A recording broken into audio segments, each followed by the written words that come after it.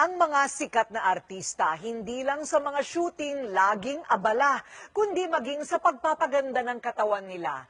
Para syempre, lagi silang magaganda at macho sa paningin ng mga fans. Nakita nyo naman ang kaseksihan ni Piolo Pascual, Daniel Matsunaga. Heto at i-reveal ang sikreto ng katawan sa katawan.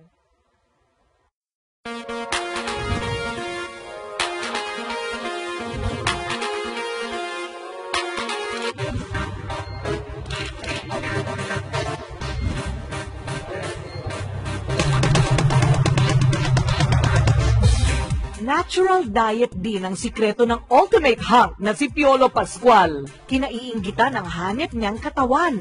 Aktibo ngayon si Piolo sa triathlon.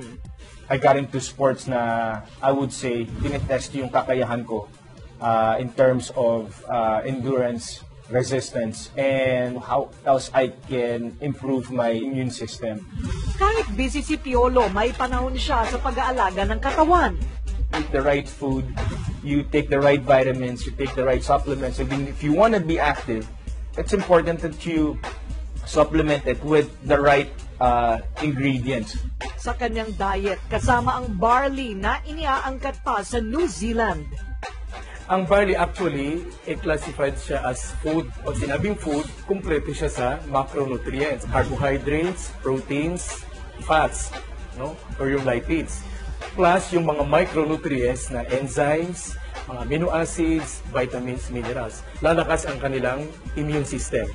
Pangalawa, sa mga athletes, so, mabuti ito dahil magbibigay ito ng strength, endurance, ang stamina, para may sagawa nila kung ano man yung mga sports activities na ginagawa nila.